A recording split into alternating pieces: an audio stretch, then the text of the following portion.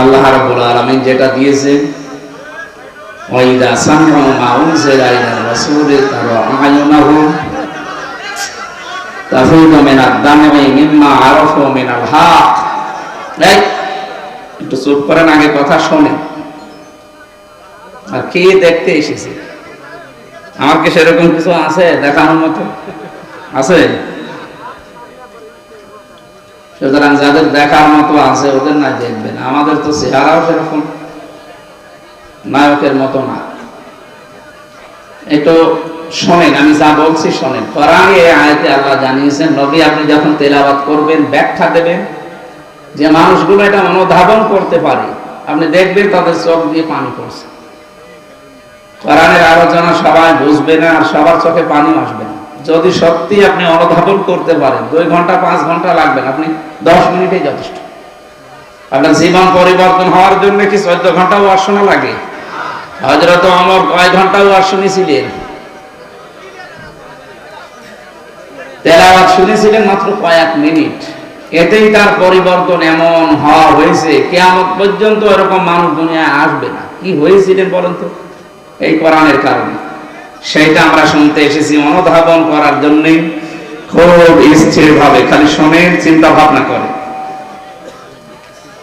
জবান খুলে পড়ে না। আউযু বিল্লাহি মিনাশ শাইতানির রাজীম। বিসমিল্লাহির রহমানির রহিম।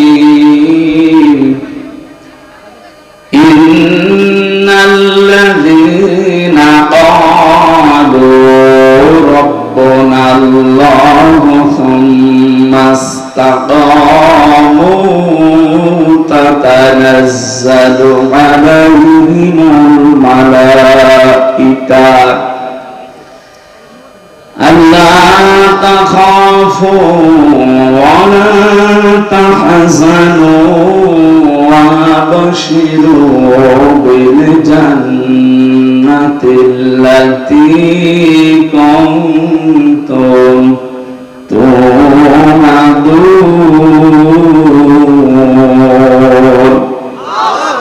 صدقت يا ربنا اللهم صل على সাইয়্যিদিনা মাওলানা মুহাম্মদ ওয়া আলা আলি সাইয়্যিদিনা মাওলানা। আলহামদুলিল্লাহ। দল মত জাতি বর্ণ ধর্ম নির্বিশেষে আজকের এই অনুষ্ঠান, এটা কি শুধু মুসলমানদের জন্য বলেন না? হাদা বায়ানুল লিন্নাস হুদাল লিন্নাস। আমি আওয়াজ শুনতে পাচ্ছি কেন? না না, এটা ঠিক হয় না। তাড়াতাড়ি করে বসে যান ভাই। আপনারা এবার যদি কথা বলেন না, কোরআন কারীম যারা শুনতে আসে তাদেরকে আল্লাহ 2টা দায়িত্ব দিয়েছেন। কারণ এটা তো আর মমতাজের কনসার্ট না যে লাভ দিয়ে উঠে মান্দরের মতো উল্টাপাল্টা যা করে চলে গেল। এটা ইবাদত চলছে। 1 নম্বরে শুনতে হবে, ফাস্তামিউ লাহু ওয়া আনসিতু। 2 নম্বরে চুপ থাকতে হবে। 2টাই ফরজ। 2টা কি? আর এখানে যে বসে আছেন এটা কি ফরজ? কথা বোঝা লাগবে। আমি 1.5-2 ঘন্টা কথা বললাম, যাওয়ার সময় আমি যদি 5টা প্রশ্ন করি, আপনি একটাও জবাব দিতে পারবেন না, তাই আপনার এই সময়টা তো লস হবে।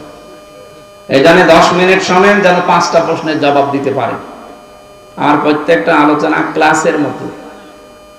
আমার বিশ্ববিদ্যালয়ের স্যাররা যেভাবে ক্লাস নিতে, আমি চাই একটা ক্লাস করি, 40-45 মিনিট বা 1 ঘন্টা একটা ক্লাস করব। এই ক্লাস থেকে অন্তত 50টা শিক্ষা নিয়ে বাড়ি যাবে। কিছু মানুষ আছে কানে হাত দিয়ে টান দিয়ে যায়, ও মানুষ শুনিয়ে যায়।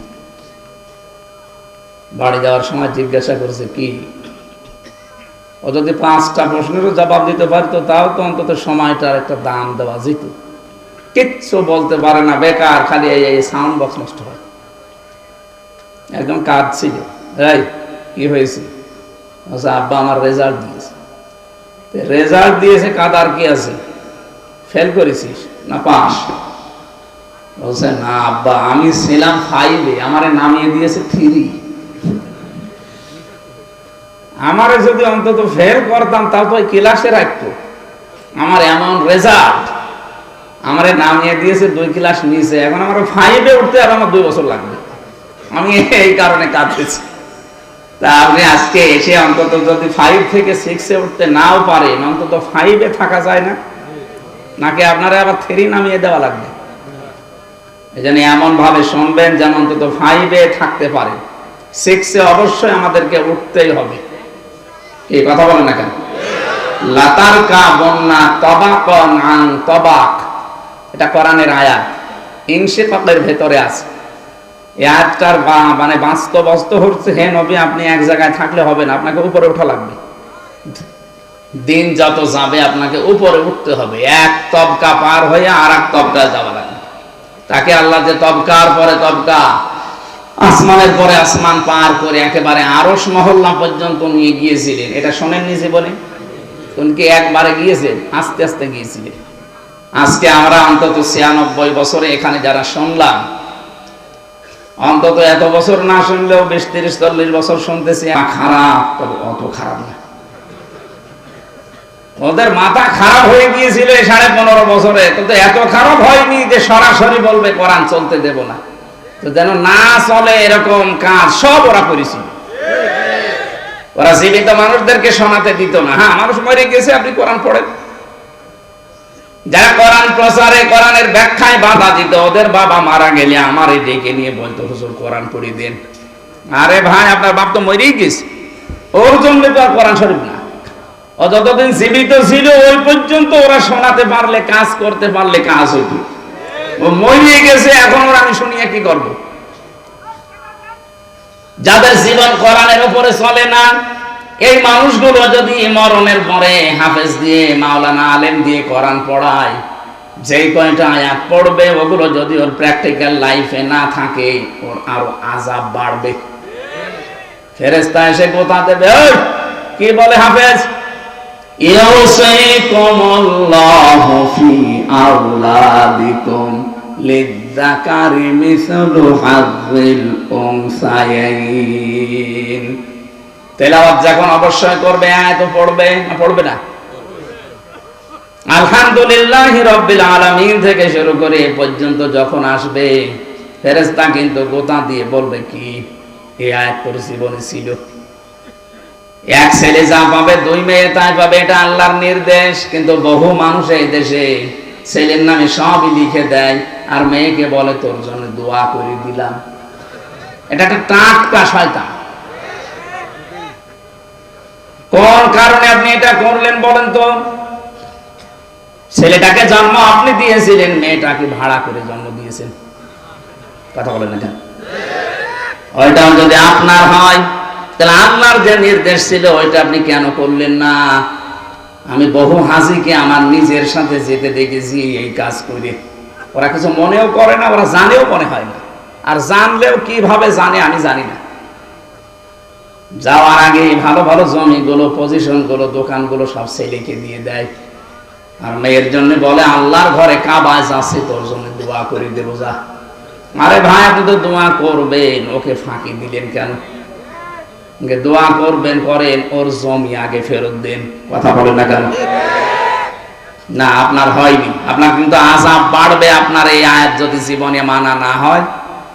পাগলকে যদি বলা হয় ভাই নৌকা নাড়াবি না, ও বলে আমার মনে ছিল না। আপনি আরো মনে করে দিচ্ছেন। পড়তে পড়তে যখন সূরা নেসার ভেতরে 10 নম্বর আয়াত তেলাওয়াত করবে, ইন্নাল্লাযীনা ইয়াকুলুনা আমওয়ালাল ইয়াতামা যুলমান ইন্নামা ইয়াকুলুনা ফি বুতুনিহিম নারা ওয়া সায়াসলাউনা সাঈরা। খুব খেয়াল করবেন, কয়েকটা তথ্য এখান থেকে পাওয়া যাবে। আল্লাহ পাক বলেন ইন্নাল্লাযীনা, নিশ্চয় যারা, ইয়াকুলুনা, আকালা ইয়াকুলু মানে খাওয়া, এটা মজারে, বর্তমান, ভবিষ্যৎ, প্রেজেন্ট, ফিউচার। এখন যারা খাচ্ছে, ভবিষ্যতেও যারা খাবে। আমওয়ালাল ইয়াতামা, মালের বহু বচন আমওয়াল, আর ইয়াতামা একালি করে টান আছে।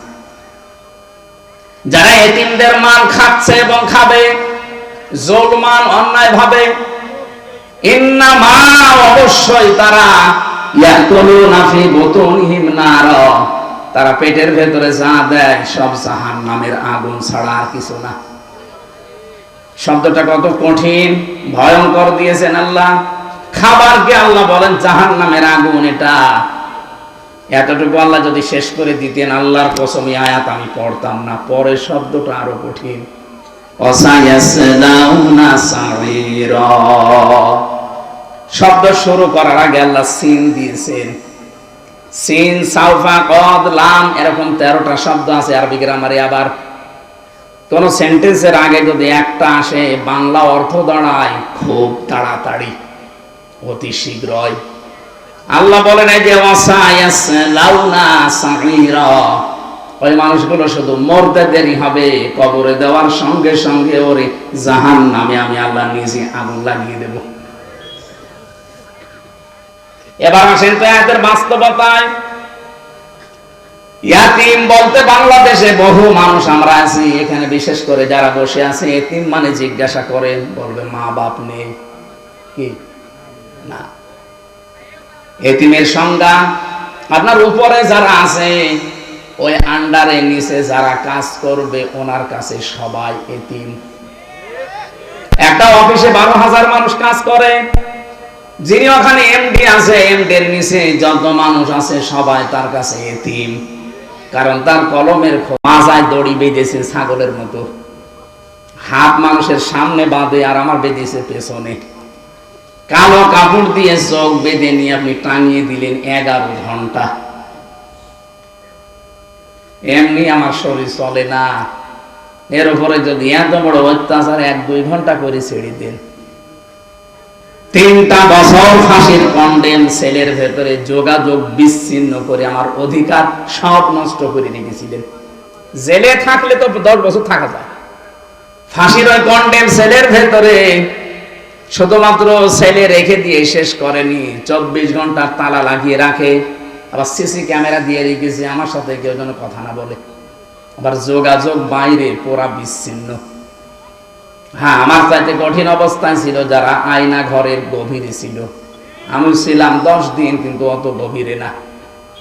মাঝে মাঝে দেখতাম কিছু মানুষ চিৎকার করছে।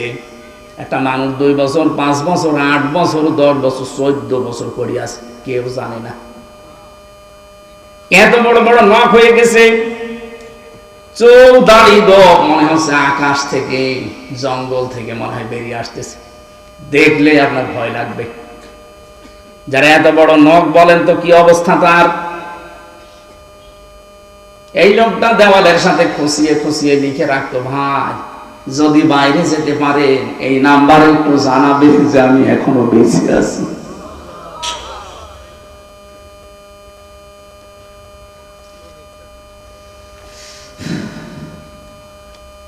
এতিমদের সাথে যা করা হয়েছে পৃথিবীর ইতিহাস পাল্টিয়ে ফেলেছেন। অথচ বিশ্ব নবীকে পর্যন্ত আল্লাহ জানিয়েছে, হে নবী সাবধান এতিমের ব্যাপারে। আর আইতাল্লাযী ইউকাযযিবু বিদ্দীন ফাযালিকাল্লাযী ইয়াদউল ইয়াতীম। আপনি কি ওই মানুষগুলোকে দেখেননি? হরফে ইস্তেফহাম, প্রশ্নবোধক চিহ্ন, ইন্টারোগেটিভ সেন্টেন্স। এটা নবীকে আল্লাহ প্রশ্ন করছেন, হে নবী আপনি কি ওই মানুষগুলোকে দেখেননি যারা কিয়ামত যে হবে এটা বিশ্বাস করে না? নবীজি বলেন, কই, আমার সামনে যারা আসে তো দেখে মনে হয় সব কিয়ামতে বিশ্বাসী মানুষ। এদের চেহারা সুরত দেখলেই মনে হয় যে আকাশ থেকে মনে হয় জিবরাইল ওকে ফেলে দিয়েছে। এত সুন্দর চেহারা, কিয়ামত বিশ্বাস করে না মানে? আল্লাহ বলেন, হ্যাঁ আমি যেগুলো বলছি দেখেন এগুলোর ভেতরে আছে কিনা। ওয়ালা ইয়াহুদ্দু আলা তাআমিল মিসকিন ফাযালিকাল্লাযী ইয়াদউল ইয়াতীম। যারা এতিমের গলায় ধাক্কা দেয়, মিসকিনকে খাবার দেয় না। এখানে ইয়াহুদ্দু শব্দের শাব্দিক অর্থ উৎসাহ দেওয়া, নিজে না পারলে অন্যকে দিয়ে উৎসাহ দেওয়াবেন। মিসকিন সাকানায়াস কোন থেকে শব্দটা এসেছে? মিসকিন মানে যে মানুষের ঘর বাড়িও নেই, যে মানুষটা সব সময় শুধু থাকার জায়গা কোথায় পাওয়া যায় কোথায় পাওয়া যায় এই চিন্তা করে। আর ইয়াতামা শব্দটা তআম থেকে বলা হয়। তআম মানে খাদ্য। যে লোকটা খাবারের চিন্তায় থাকে, খাবারের টেনশনে থাকে, এই মানুষটাকে এতিম বলা হয়। এই জন্য সাফ কথা এতিমের ব্যাখ্যায় উপরে যারা আছে তার নিচে যত মানুষ আন্ডারে কাজ করবে সবাই তার কাছে এতিম। এইভাবে যদি বাংলাদেশে শব্দটা বোঝার পরে আমরা কাজে লাগাতাম, এদেশে কোন মানুষের অধিকার তার অধীনস্থ যারা আছে নষ্ট হতো না। কত মানুষ তার উপরে চেয়ারে বসতে পারে, কিন্তু এতিমরা যারা দাঁড়িয়ে আছে উপরে কলমের খোসা দিয়ে তাকে উপরে উঠতে দেয় না। এই 15.5 বছরে বহু মানুষের অধিকার আপনি নষ্ট করেছেন। বিভিন্ন চেয়ারে বসে বসে এই মানুষগুলোর অধিকার নষ্ট করার কারণে মানুষগুলো আজ উপরে উঠতে পারে না। ডক্টর ইউনূস আপনি দেখছেন আজ 10-12 দিন শুধু একই কথা বলছেন যে আমারে স্বচ্ছ নির্মল চরিত্রবান এই মানুষগুলো দেন, অথচ মানুষ নেই। মানুষ পাচ্ছে না এদেশে নির্মল চরিত্রের, স্বচ্ছ চরিত্রের, যারা সৎ চরিত্রের মানুষ, যোগ্যতা সম্পন্ন মানুষে মানুষ উনি পাচ্ছে না। পাবে কোথায়? 15.5 বছর তো এরকম মানুষকে উপরে উঠতেই দেওয়া হয়নি।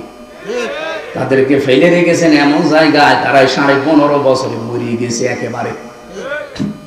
আমার কথার অর্থ আপনি বোঝেননি, আমি শুধু ইঙ্গিত দিলাম। আজ এতিমদের অধিকার নষ্ট করা হচ্ছে, এতিমের মাল আত্মসাৎ করা হচ্ছে। যারা এতিমের মাল এতদিন খেয়েছেন, আপনি জাহান্নামের আগুন খেয়ে বেঁচে আছেন। আমি একজনের নাম বলছি, আপনি উল্টা পাল্টা নেবেন না। সালমান এফ রহমানি দরবেশ, এই যে 36,000 কোটি টাকা ও কি জায়েজ ভাবে কামাই করেছে। 7টা ব্যাংক থেকে এই টাকাগুলো মারিং কাটিং করা। ব্যাংকে হাজার হাজার লক্ষ মানুষের টাকা ছিল, আমরা এখন সব এতিম। কথা বলেন না কেন? এতিমের মাল যারা ভক্ষণ করে এরা জাহান্নামের আগুন খায়, এটা আমি বানালাম। সুতরাং এই কাজ যারা করেছিলেন, এমনকি অনেক মানুষ আছে সুদ খেয়ে আনন্দে আছে, টাকা ছেড়ে রাখে, টাকা আসে নাকি বগুড়ায় শুরু হয়নি, 1000 টাকা ছেড়ে রাখে, 1 মাস পরে 200 টাকা করে বেশি পায়। বলে সুবহানাল্লাহ। আমি এরকম বহু মানুষ নিজের চোখে দেখেছি, টাকা ছেড়ে রাখে, টাকা আসে, ওই টাকা তোলে উনি খায় আর আল্লাহ আল্লাহ করে। বিশ্ববিদ্যালয় যখন শেষ করেছিলাম 15-16 সালে, কুষ্টিয়ার বড় বাজারে একজন দেখি জিকির করছে যে ভাই আপনি সারাদিন নামাজ পড়তে যখনই আসি দেখি বসে বসে জিকির করেন, আপনার কোনো কাজ নেই? না, আমি কিছু করি না। তো কিছু না করলে শহরে থাকেন, টাকা পান কোথায়? আমার বাবার জমি ছিল, বিক্রি করে ব্যাংকে রেখে দিয়েছি, ওখান থেকে প্রতি মাসে মাসে লাভ আসে। বলছে না যে সুদ আসে, লাভ আসে, ওইটা তুলি খাই আর আমি আল্লাহ আল্লাহ করি। লাভ বলেন আর ইন্টারেস্ট বলেন, ওটা কিন্তু সুদ, কবিরা গুনাহ হবে। আমারে বলছে হুজুর আমি জানি সুদ খেলে কবিরা গুনাহ হয়, এই জন্য টাকা আমার নামে না, টাকা আমার বোন নামে। বোর নামে টাকা রেখে দিয়েছে, গোনা যদি হয় আমার বোর হবে। এরপরেও যদি গোনা হয়ে যায় যে বসে বসে জিকির করি, এটা খেলা করার জন্য না। জিকিরের সাওয়া আবার ওই গোনা কাটা কাটি, মাঝখানে জান্নাতে যাব ফাও। কি ধান্দায় আছে দেখেছি? এরকম ধান্দা মাছ মানুষ বগুড়ায় নেই। যারা এই যে টাকা ছেড়ে রাখেন, টাকা আসে, আর কিছু না হোক আপনার মায়ের সাথে জেনা করার গোনা হচ্ছে, এটা কি বিশ্বাস করে নাকি আমি বানালাম? হাদিস কোরআনে কারিমে সূরা বাকারার ভেতরে আছে, যারা সুদ খায় তাদেরকে শয়তান এরকম মাসাহ করে দেয়। সুদ খায় যারা, কিয়ামতের দিন যখন দাঁড়াবে তারা মহাবিষ্ট হয়ে দাঁড়াবে, মনে হবে ওদেরকে কেউ যেন ছুঁয়ে দিয়েছে। মানুষের শরীরে যখন অজানা একটা স্পর্শ আসে, ওই মানুষটা কিন্তু অন্যরকম হয়ে যায়। কিয়ামতের দিন শয়তান ওদের শরীরের ভেতরে মাসাহ করে দেবে। আল্লাযীনা ইয়াকুলুনা রিবা ওয়া ইয়াকুমুনা ইল্লা কামা ইয়াকুমুল্লাযী ইয়াতাখাব্বাতুহু শাইতানু মিনাল মাস। ইলা আখিরি আয়াত। রব্বুল আলামিন বলেন, দুনিয়াতে যারা সুদ খায় তাদের দৃষ্টান্ত জানেন, কিয়ামতের দিন তাদেরকে বিশাল বিশাল শিকল দিয়ে বেঁধে ফেরেশতারা নিয়ে আসবে। আয়াতটা পড়ার ব্যাখ্যা করার পরে আমার মনে হয় বাংলাদেশে বহু মানুষ এরকম আছে যারা কিয়ামতে 70 গজ শিকল দিয়ে তাদেরকে ময়দানে নিয়ে আসা হবে। এরকম মানুষ এই জেলায় নেই। আমরা আশা করছি আজকের এই বয়ান শোনার পর মনের ভেতরে যদি একটু প্রতিক্রিয়া সৃষ্টি হয়, বাড়ি যাওয়ার পরে সিদ্ধান্ত নিয়ে নেবেন, টাকা চাই ছেড়ে রেখেছি, জীবনে এই টাকার আর লাভ নেব না, আমি আল্লাহর ভয়ে ছেড়ে দিলাম। কারা কারা ছেড়ে দিতে পারবেন হাত তোলেন তো। হ্যাঁ, তোলেন তোলেন। বহু মানুষ এলাকায় চলছে ব্যবসায়। আলহামদুলিল্লাহ, ঠিক আছে ভাই, আশা করছি আপনি ছেড়ে দেবেন। বগুড়াবাসী খেয়াল করে শুনবেন, রব্বুল আলামিন যেটা বোঝাতে চেয়েছেন স্পষ্ট দলিল আর প্রমাণ দিয়ে আমার বলার দায়িত্ব জীবিত মানুষদের সামনে, কিন্তু পরিস্থিতি আমাদের অনুকূলে ছিল না। এই জন্য জীবিত মানুষদের সামনে আমরা বলতে পারি নাই। আমরা বলতাম মানুষ মরে গেলে, যে লোকটা সুদ এভাবে খেতে খেতে মারা যায়, আল্লাহ কোরআন জানিয়েছে যারা সুদ খেয়ে মারা যায় এই মানুষগুলোর সম্পদ তাদের কোনো কাজে আসে না। ইয়ামহাকুল্লাহুর রিবা ওয়া ইউরবিস সাদাকাত। আল্লাহ বলেন, আমি সুদকে, হারাম কামাইকে ধ্বংস করি, আর বৈধ যেগুলো যাকাতের মাধ্যমে আসে, যারা সাদকা করবে এদের এইগুলো আমি আল্লাহ বৃদ্ধি করি। এই আয়াতটাতে কত বাস্তব। 2024 সালের 5 আগস্টের পরে আমি আয়াতটা মিলিয়েছি, 100 ভাগ এগুলো মিলে গেছে। আর যারা সুদের টাকা নিয়ে, ঘুষের টাকা নিয়ে, মানুষকে মিথ্যা মামলা দিয়ে বিপদে ফেলে তার কাছ থেকে অবৈধভাবে টাকা ইনকাম করেছে, কত কোটি কোটি টাকার মালিক ছিল তারা বলেন। 5 তারিখের পরে তাদের সবগুলো হাতছাড়া হয়ে গেছে। 12 কোটি টাকা, 15 কোটি টাকা দামের গাড়ি রাস্তায় পড়ে আছে, মালিক নেই। আমি কি বানিয়ে বলছি? এটা হয়েছে না? 12 কোটি টাকা দিয়ে যে লোকটা একটা গাড়ি কিনতে পারে, তার টাকা আছে কত বলেন তো? আপনি চিন্তা করতে পারেন, 12 কোটি টাকা খালি গাড়ি কিনেছে, অথচ এখন 5 তারিখের পরে নিজে এসে বলবে যে গাড়িটা আমার, এই সাহস তার নেই। বললে এসে ধরা খাবে। এই জন্য মালিক নেই, পড়ে আছে রাস্তায়। কোরআনে কারিমে আল্লাহ 1500 বছর আগে বিশ্ব নবীকে আয়াতটা শুনিয়েছেন, হে নবী, ফাতিলকা বুয়ুতুহুম খাবিয়াতাম বিমা যালামু ইন্না ফি যালিকা লায়াতাল লিকাউমিন ইয়ালামুন। হে নবী, ওইদিকে তাকাতে পারেন না?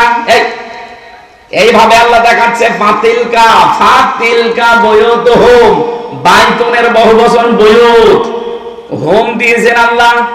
আল্লাহ যেন তার কুদরতের আঙ্গুল এভাবে ইশারা দিয়ে নবীকে বলছে, হে নবী, তাকাতে পারেন না ওইদিকে? ওই যে ফাতিলকা বুয়ুতুহুম খাওয়াতাম বিমা যালামু, ওই যে জালেমদের ঘরগুলো আমি আল্লাহ কিভাবে উজাড় করে দিয়েছি। তাকান। আমার তো আয়াতটা পড়ার পরে 2024-এর 5 আগস্টের কথা মনে পড়ছে।